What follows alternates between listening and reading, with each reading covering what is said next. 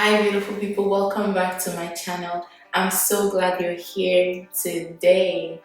One of the greatest myths that stop us and hold us back from acknowledging our childhood pain and starting on our emotional healing journey is the myth that in doing that we're being ungrateful for what we got in childhood. And today I'm here to debunk that myth. But before we do, you know what to do.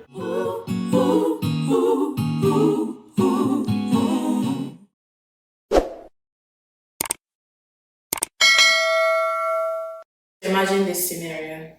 Someone is coming to help you move, right? And in the midst of the day, like they step on you or they drop something on your foot, and you saying ow is not saying that you don't appreciate the help they're giving you. But that's what most of us do in our childhood.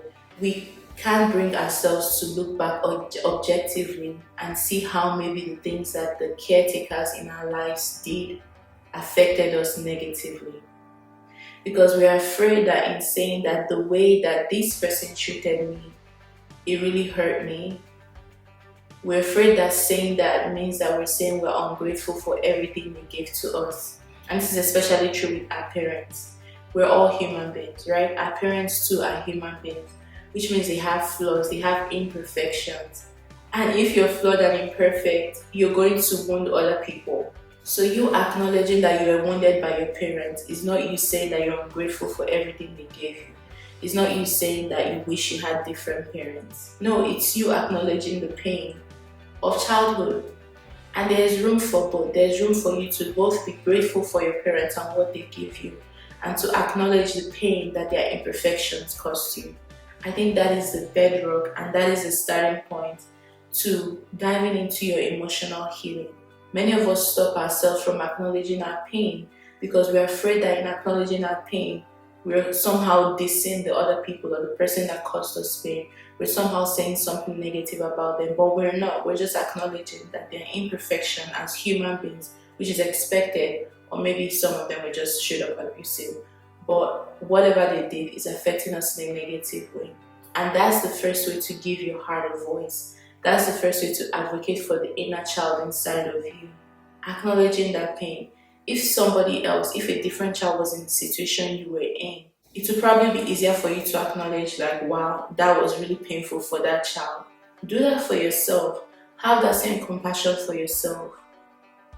That's what I'm saying. That's all I'm saying. Have that same compassion for yourself, the same compassion you would give to a child in the situation that you were in. Imagine a different child in that situation. How would you treat that child? How would you talk about that child's situation? Would you say, oh no, don't admit that that was painful because you're being ungrateful? We would never do that to somebody else. But we do that to ourselves because that's how we learn in childhood to relate with ourselves, which I addressed in my previous two videos.